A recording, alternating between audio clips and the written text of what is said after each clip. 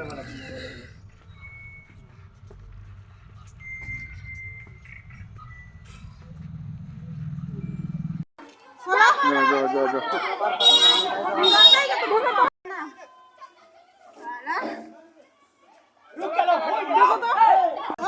का दो नहीं बना ले बहुत तो जब हमारे ये हक नहीं का अपना माई से जगह पूछो यार माई लिख ली अरे ऐसे कल मार के पैर तोड़ दिया है। इधर खड़ा हो ना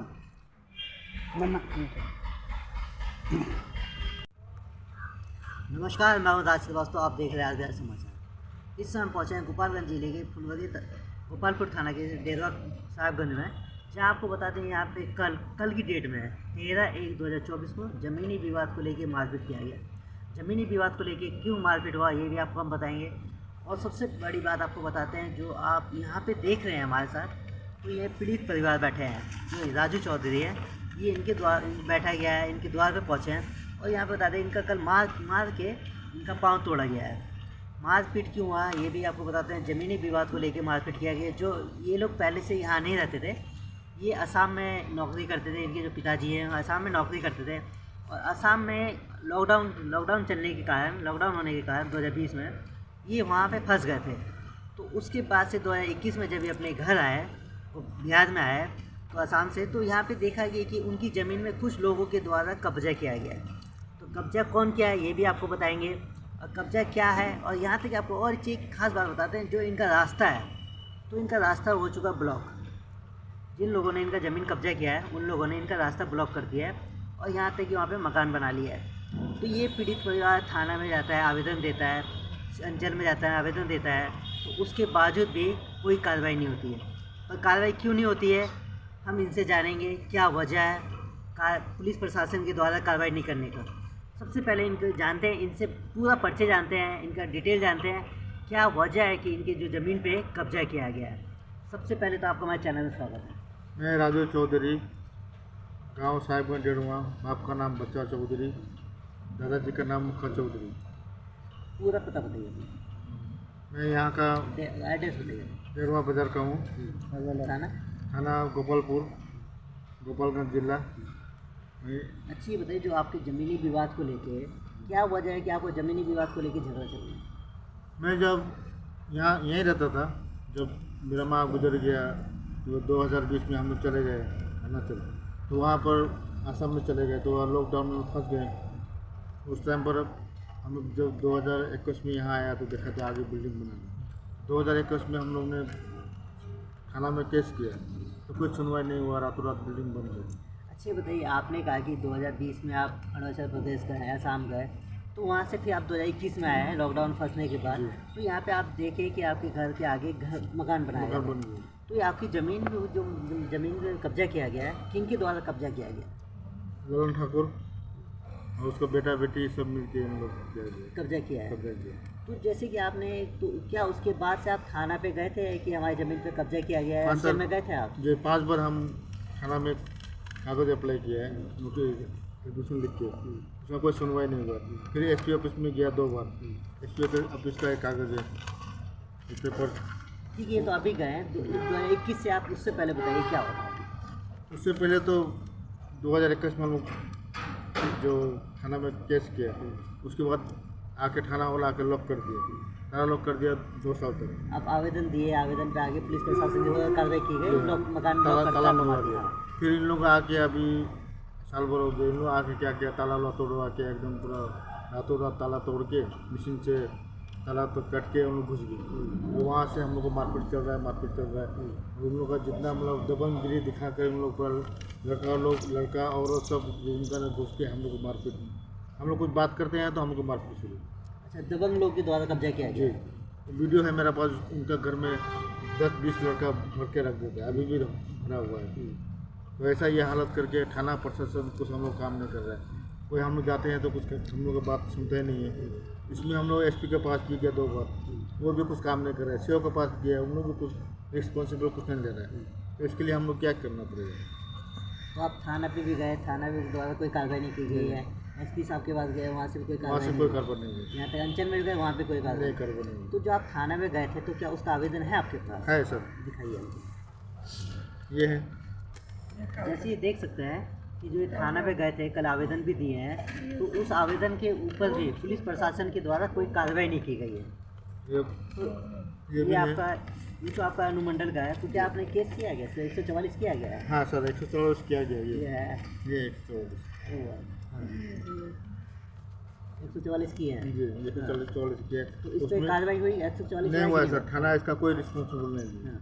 ये पेपर कोर्ट से वहाँ भी गया थाना में, उसे कोई रिस्पॉन्सिबल नहीं है। सीओ सीओ के पास भी एक पेपर दिया, थाना में एक पेपर दिया इसका। तो थाना क्या बोला? थाना बोला, थाना कुछ बात नहीं किया, पेपर नहीं किया। हाँ। कुछ सुनवाई नहीं किया थाना, ना सीओ भी कुछ सुनवाई नहीं किया। सीओ के पास पेपर दिया और थाना में भी दिया पेपर।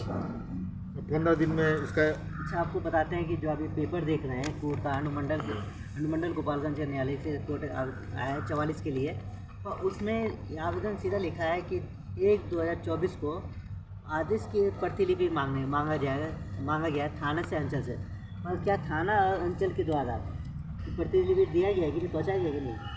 कुछ नहीं जांच दिया। दिया गया, रिपोर्ट दिया है? नहीं दिया। नहीं दिया। ये 15 दिन में क्लियर होगा बोला, उसके कुछ बाद नहीं से भी ये लोग पुलिस अधीक्षक के यहाँ आवेदन दिए अपना, तो वहाँ से रसीद मिला है कि 15 दिन में जांच पड़ताल होकर आपकी कार्रवाई की जाएगी, पर वहाँ से भी कोई कार्रवाई नहीं हुई।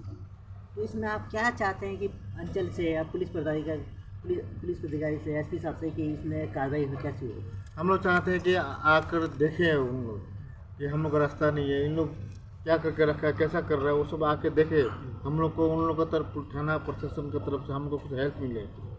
कोई हेल्प नहीं है उन लोग से, कुछ हेल्प करे हम लोग को। गरीब आदमी हम लोग, और गोड़ टूटा दिया है, कुछ बात करें लड़ाई झगड़ा में आ जाते हैं हम लोग। ईटा उटा मार के मेरा गोड़ तोड़ दिया। कल भी थाना में दिखाया मेडिकल पेपर लेके, उसका भी कोई सुनवाई नहीं है। तो आप लोग के साथ जापी का ज़मीन है, आप ही लोग के साथ ज़मीन पे कब्जा किया गया, उसके बाद से अच्छी बताइए जो कल मारपीट हुआ यहाँ पे, तो कितने लोगों के द्वारा मारपीट किया गया था? नाम बताइए मुझे।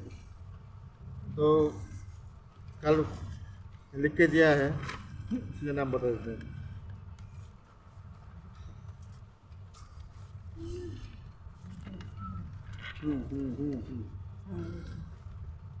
ये ललन ठाकुर है और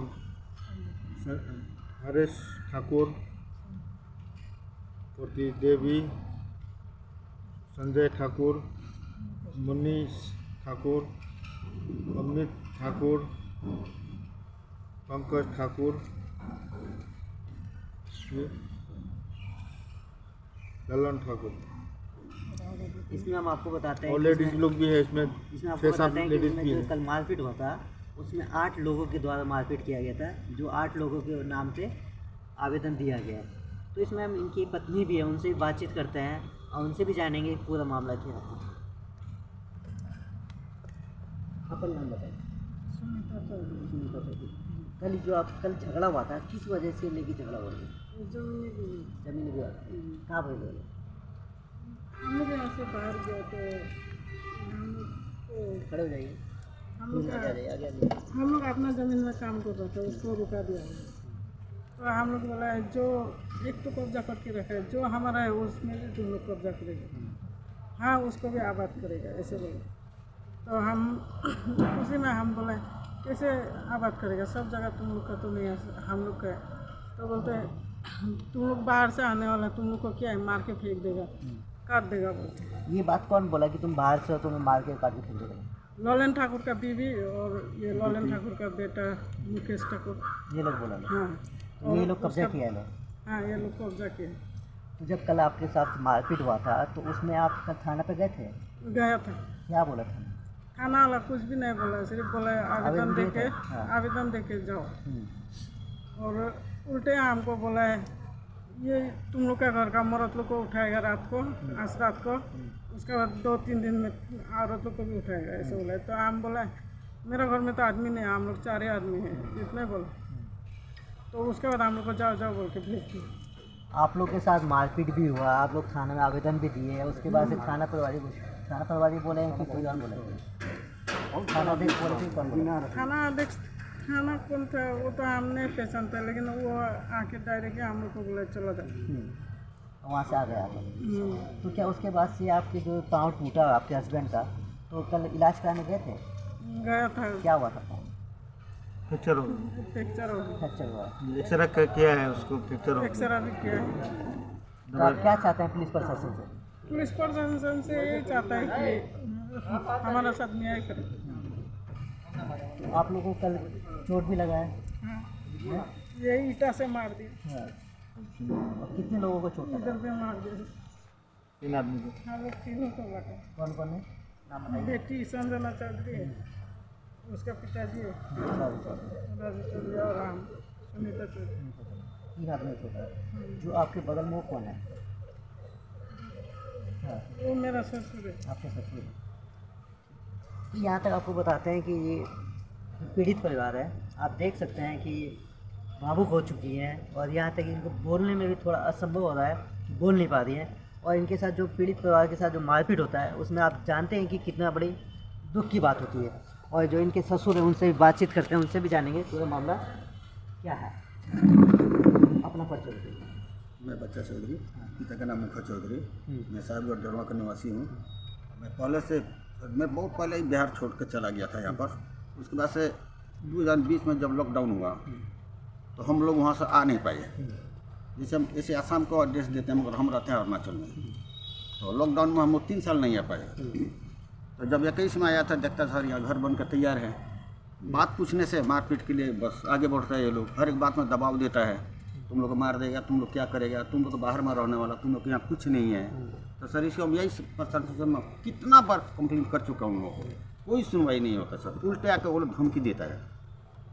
अच्छा, जो आपको ज़मीन को लेके धमकी दी जा रही जी। है, तो ज़मीन आपकी कैसी है? गरमजोर ज़मीन है कि आपकी कसकारी ज़मीन? नहीं सर, मेरा बाप का कसकारी है, और बाप का कसकारी हुआ तो मेरा भी कसकारी है। ये मेरा कसकारी जमीन है सर। हाँ। तो उसके बाद फिर क्या आपने कभी थाना अंचल को, सीओ को कभी बोला कि हमारी ज़मीन पे कब्जा किया सर गया? इस बार हम लोग पूरा ट्राई करके देख लिया। अंचल के पास भी हम लोग 2-3 बार गया। पहले बार गया तो 2 महीने का डेट लेकर भेज दिया हमको। फिर इसके बाद से दूसरा बार गया तो बोला होगा हम सरकारी ज़मीन बहाली करके नापी करा देंगे। वो क्या नापी किया, क्या नहीं किया सर, हम लोग को कुछ पता नहीं है। तो सीओ भी अपना तरफ से कागज़ फॉरवर्डिंग करके इन लोग को दे दिया। जब सीओ के द्वारा अंचल अमीन को बहाली किया गया था, तो क्या अमीन आए थे यहाँ पे कि नहीं आए थे? आने के लिए आए थे सर, मगर बाहर में नाप के चले गए।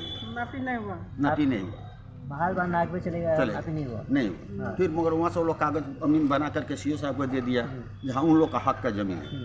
तो सर भाई हम लोग क्या करें, जब सीओ ही नहीं मान रहे हम लोग का बात को, तभी हम लोग ये किसके बताइए हमको, जब अमीन आया, अमीन नाप के गया, बोला कि आपका कहना है कि आप नापा भी है, नहीं भी नापा है, जी। तो रिपोर्ट भी बना, तो क्या आपने उस पर आरोप नहीं लगाया कि हमारे यहाँ लगाया। तो वहाँ पे लगाया सर, लगाया सर जाकर सीओ को जाके बोला भी हम लोग। तो सीओ कुछ सुनवाई नहीं किया। पुलिस थाना भी हम लोग जाके बोला, पुलिस भी कुछ सुनवाई नहीं किया हम लोग को बात को। तो वहाँ से फिर अनुमंडल नहीं गए थे SDM साहब के यहाँ? SDM साहब के पास नहीं गए, वो उनका SP साहब के पास गए थे सर। मेरा लड़का, मेरा बुआरी, ये लोग दोनों गया, तो वहाँ से भी कोई सुनवाई नहीं हुआ। SP साहब क्या बोले? SP साहब से मुलाकात हुई थी कि नहीं हुई थी? वो तो बोल SP साहब से मुलाकात हुआ तो वो तो बोले जाकर सीओ से बात करो। तो फिर हम लोग सीओ के पास गया। सीओ बोला होगा पुलिस थाना में खबर करेंगे। पुलिस नहीं आया, खबर किया कि नहीं किया सर हम लोग को कुछ पता नहीं है। तो कल यहाँ देखा जा रहा है कि कल आपके यहाँ मारपीट हुआ, उसके बावजूद भी पुलिस प्रशासन के द्वारा कोई कार्रवाई नहीं की? कोई कार्रवाई नहीं है सर, कोई अभी तक देखने तक भी नहीं आया। और अपोजिशन वाला सर कहाँ घूमता हम लोग को कुछ पता नहीं है।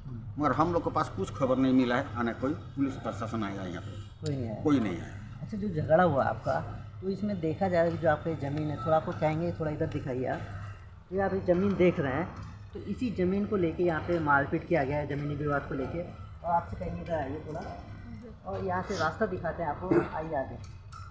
तो ये आपको जो बताते हैं कि जो ये रास्ता देख रहे हैं, तो इनका कहने का मतलब है कि जो रास्ता है, ज़मीन है, ये ज़मीन हमारा है, ठीक है।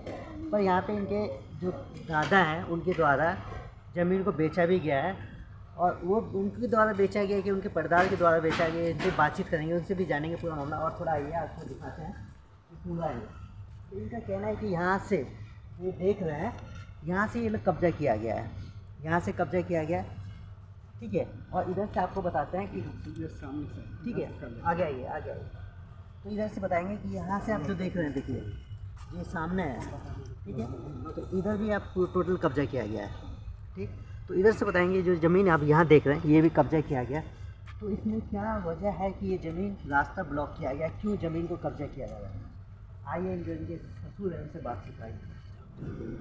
तो ये बताइए क्या वजह थी कि यहाँ पे किया गया कब्जा? सर वो लोग बोल रहा है हम लोग लिखाया है। हम बोला किससे लिखाया वो, तो किसी की हिस्सा कोई तो नहीं लिख सकता है। अच्छा, किससे लिखवाया? लिखवाया वो तो किससे बोलते हैं लिखवाया? आपका भाई से हम लिखवाए। हाँ। तो मगर भाई तो है नहीं जिनको हम पूछें, तो वो तो गुजर गया दोनों भाई। तो वो लोग बोलते हैं आपका दोनों भाई से हम ज़मीन लिखवाया। अच्छा, दोनों भाई से ज़मीन लिखवाया, तो अपने भाई का जिनसे लिखवाया उन्हीं का हिस्सा लिखवाएंगे? उन्हीं का जी सर, वो हम नहीं बोल रहे हैं। उनका आज जो टोटल उनका 1 इंच है नहीं यहाँ पर, सब पहले बेच चुके हैं वो। अच्छा, वो बेच चुके हैं, पहले से बेच चुके हैं? बेच चुके हैं वो। तो अभी हमारा ये लोग हक पर कवर करके बैठा हुआ है। अभी हमारे जो आने जाने का रास्ता नहीं है, हाँ। एक साइकिल तक हमारे घर में नहीं आ सकता है। कब्जा किया है डायरेक्ट वीडियो में। तो ज़मीन वो अपना हिस्सा बेच चुके हैं, उसके बावजूद भी आपका ज़मीन का हिस्सा बेचा बेचे हैं सर। फ्रॉडिंग किया गया हाँ, आपके साथ? फ्रॉडिंग हुआ है। तो इसमें आपने कोर्ट में कभी गए हैं, कभी कोर्ट में अप्लाई किए हैं कि हमारी ज़मीन पर ज़बरदस्ती कब्जा किया गया है? नहीं सर, कोर्ट में तो हम झूठ नहीं बोलेंगे। कोर्ट में तो ऐसे हम लोग नहीं गया, मगर इस बार हम ट्राई करके देखा, मगर कोई सुनवाई नहीं हो रहा है। थाना भी नहीं आ रहा है? नहीं कोई आ रहा, थाना भी नहीं आ रहा, न सीओ की तरफ से कुछ खबर मिला, न कुछ एसपी साहब की तरफ से मिला। और हमारे साथ यहाँ के कुछ ग्रामीण जनता भी है, उनसे भी बातचीत करेंगे कि उनसे भी जानेंगे कि कल यहाँ पे जो मारपीट हुआ था क्या वजह था।